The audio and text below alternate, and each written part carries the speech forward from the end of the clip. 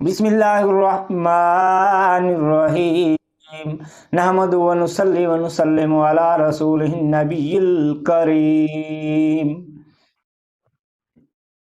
الصلاۃ والسلام علیکہ یا سیدی یا نبی یا رسول اللہ الصلاۃ والسلام علیکہ یا سیدی یا نبی یا حبیب اللہ۔ اس بیان میں آپ کو رزق کے بارے میں ایک وظیفہ بتائیں گے۔ جو میرے مسلمان بھائی رزق کی وجہ سے پریشان حال ہیں ان کی انشاءاللہ اللہ اور اس کے رسول کے کلمہ و فضل سے پریشانی ختم ہو جائے گی۔ جو دل اور نیت سے یہ وظیفہ کرے گا اللہ تعالیٰ اسے بے شمار اور بہت زیادہ رزق عطا فرمائے گا۔ اتنا رزق عطا فرمائے گا کہ اس کی نسلیں بھی بیٹھ کے کھائیں تو وہ ختم نہیں ہوگا۔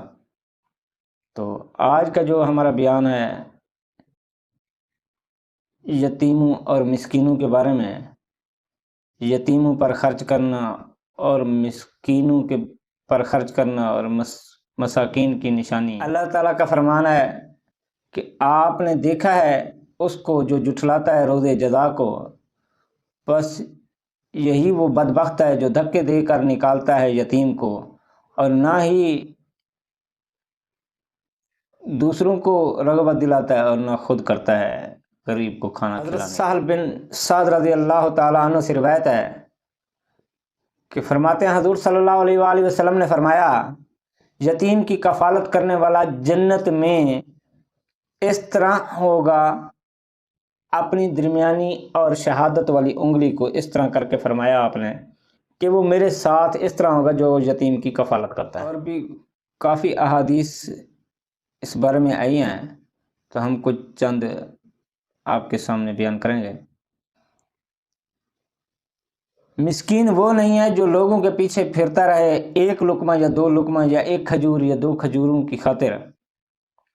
اس کے ارد گرد چکر لگاتے رہیں، بلکہ مسکین تو وہ ہے جس کے پاس نہ دولت ہو کہ اسے ضرورت نہ رہے اور نہ اس کی تنگ دستی کی لوگوں کو خبر ہو، لوگوں کو یہ بھی نہ پتہ چلے کہ وہ اتنا تنگ دست ہے، وہ غریب ہے، اس کے پاس کھانے کے لیے کچھ نہیں ہے، لوگوں کو یہ بھی پتہ نہ چلنے دے تو اس پر، کیونکہ اس پر لوگ صدقہ کریں اس کے باوجود وہ لوگوں سے نہیں مانگتا،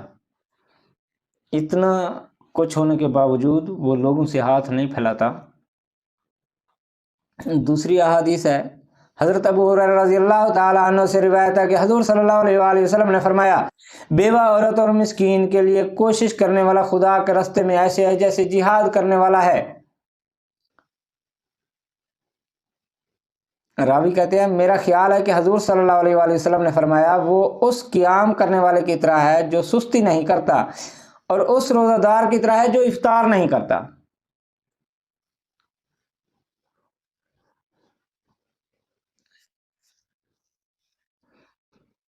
تیسری حدیث حضرت ابو ہریرہ رضی اللہ تعالیٰ عنہ سے روایت ہے کہ وہ حضور صلی اللہ علیہ وآلہ وسلم سے روایت کرتے ہیں کہ آپ نے فرمایا سب سے برا کھانا اس دعوت ولیمہ کا کھانا ہے جس سے ان لوگوں کو تو روک دیا جائے جو آئیں اور جو آنے سے انکار کریں انہیں دعوت دی جائے، اور جس شخص نے دعوت قبول نہ کی اس نے اللہ اور اس کے رسول کی نافرمانی کی۔ ایک اور روایت میں حضرت ابو ہریرہ رضی اللہ تعالیٰ عنہ روایت کرتے ہیں کہ نبی پاک صلی اللہ علیہ وآلہ وسلم نے فرمایا بدترین کھانا اس دعوت ولیمہ کا کھانا ہے جس میں دولت مندوں کو مدعو کیا جائے، پکارا جائے، بلایا جائے اور تنگ دستوں کو بلا دیا جائے۔ اس دعوت ولیمہ آج کل لوگ یہ دیکھتے ہیں کہ اس کو کارڈ دینا چاہیے جو آ کے 2000 4000 5000 دے کے جائے، 10,000 دے کے جائے۔ آج لوگوں کی کوشش ہوتی ہے کہ جو اے بھی اکیلا ایک بندہ اور پیسے بھی 5-10 ہزار دے کے جائے تو اس کو کوشش کرتے ہیں کارڈ دینے کی، اور جو غریب ہوتا ہے چاہے رشتہ دار بھی ہو اس کو کارڈ نہیں دیتے، اس کو آتے جاتے ویسے ہی کہہ دیتے ہیں کہ فلاں تاریخ کو شادی ہے آ جانا۔ تو خدا را میرے بھائیوں اپنی دعوت ولیمے کی، اپنی شادی کی برکت ختم نہ کریں، غریبوں کو امیروں سے زیادہ عزت سے کاٹ دیا کریں اور ان کی دعائیں لیا کریں، پیسوں کی بجائے ان کی دعائیں لیا کریں۔ ان کی جو دعائیں ہوتی ہیں نا وہ اللہ کے نزدیک بہت قبول ہوتی ہیں، تو غریب کی دعا اللہ تعالیٰ جلد قبول فرماتا ہے اور برکت بھی ہو جاتی ہے، شادی میں ولیمے میں اللہ کا خاص کرم فضل بھی ہو جاتا ہے۔ ایک اور حدیث میں آتا ہے، حضرت انس رضی اللہ تعالی عنہ سے روایت ہے، حضور صلی اللہ علیہ وآلہ وسلم سے روایت کرتے ہیں کہ آپ نے فرمایا، جس شخص نے 2 بچیوں کی صحیح تربیت کی حتیٰ کہ وہ بالغ ہو گئیں، وہ قیامت کے دن آئے گا تو وہ اور میں اس طرح ہوں گے۔ پھر آپ نے اپنی 2 انگلیوں کی طرف اشارہ کیا کہ اس طرح 2 بچیوں کی اچھی تربیت کرنے والا، اچھی تعلیم دینے والا، دینی تعلیم دینے والا اور دین سکھانے والا اور ان کو اپنے گھر تک، اپنے شادی کر کے دوسرے گھر تک اچھے طریقے سے پہنچانے والا اس طرح ہوگا جیسے آپ صلی اللہ علیہ وسلم نے 2 انگلیوں کا اشارہ فرمایا، اس طرح ہوگا میرے ساتھ۔ تو میرے بھائیوں، اپنی بچیوں کو سب سے زیادہ کوشش کیا کریں، دینی تعلیم دیں، پردے کی تعلیم دیں، ان کو نماز کا درس دیں، وہ 5 وقت نماز پڑھیں، آپ صلی اللہ علیہ وآلہ وسلم پر درود و سلام پڑھیں اور لوگوں کو بھی دین سکھائیں، دوسری عورتوں کو بھی دین سکھائیں۔ آج ہمارا جو وظیفہ ہے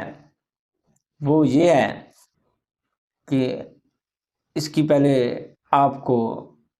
ایک حکایت بیان کرتا ہوں کہ مصر میں ایک تاجر رہتا تھا۔ وہ تاجر کہتا ہے کہ میرے پاس اتنی دولت ہے کہ پورے مصر میں میں تقسیم کروں میری پھر بھی دولت ختم نہیں ہوگی۔ تو لوگوں نے پوچھا، اے تاجر تو یہ تو بتا، اس دولت کا، اس ترقی کا مین مقصد کیا ہے، مطلب راز کیا ہے، اس کے پیچھے ترقی کا کیا راز ہے جس کی وجہ سے تو اتنا ترقی یافتہ ہو گیا ہے؟ تو وہ تاجر بتاتا ہے کہ میں ہر فرض نماز کے بعد 10 دفعہ یہ درود پڑھتا ہوں، وہ میں درود آپ کے سامنے پیش کرتا ہوں، آپ اس کو نوٹ کر لیں، اپنی کاپی کتاب وغیرہ میں لکھ لیں اور روزانہ اس کو یاد کر کے ہر فرض نماز کے بعد 10 دفعہ ہاتھ باندھ کر پڑھیں، انشاءاللہ اللہ تعالیٰ آپ کی غربت دنوں میں ختم کر دے گا، سالوں میں نہیں، دنوں میں ختم کر دے گا۔ تو وہ عمل کیا ہے؟ صلی اللہ علی النبی الامی و آلہ صلی اللہ علیہ وسلم صلوات و سلام علیک یا رسول اللہ۔ دوسری بار میں آپ کی گوشوار کرتا ہوں کہ دوبارہ غور سے سماعت فرمائیں، صلی اللہ علی النبی الامی و آلہ صلی اللہ علیہ وسلم صلوات و سلام علیک یا رسول اللہ۔ اللہ تعالی ہمیں اور آپ کو عمل کرنے کی توفیق عطا فرمائے، اللہ تعالی ہمیں 5 وقت باجماعت نماز پڑھنے کی توفیق عطا فرمائے، اللہ تعالی ہمیں اور آپ کو برے کاموں سے بچائے، اللہ تعالیٰ اپنے محبوب کے صدقے میرے مظلوم فلسطینی بھائیوں کی مدد فرمائے، ان کی غیبی مدد فرمائے، ان پر اپنا خاص کرم فضل اور رحم فرمائے، جو اس دنیا سے چلے گئے ہیں، شہادت نوش فرما گئے ہیں، اللہ تعالیٰ ان کے درجات بلند فرمائے، اور جو میرے فلسطینی مسلمان بھائی ثابت قدم کھڑے ہیں، اللہ تعالیٰ ان پر اپنا خاص کرم فضل اور رحم فرمائے، اللہ تعالیٰ ان کے ایمان میں اضافہ فرمائے، اللہ تعالیٰ ان کو ثابت قدم اور ظالموں کے ظلم سے بچائے اور ثابت قدم فرمائے ان کو۔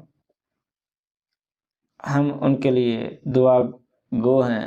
اور تو کچھ نہیں کر سکتے، ہم ان کے لیے دعائیں تو کر سکتے ہیں، تو سب مل کر آمین کہا کریں۔ ہر ویڈیو میں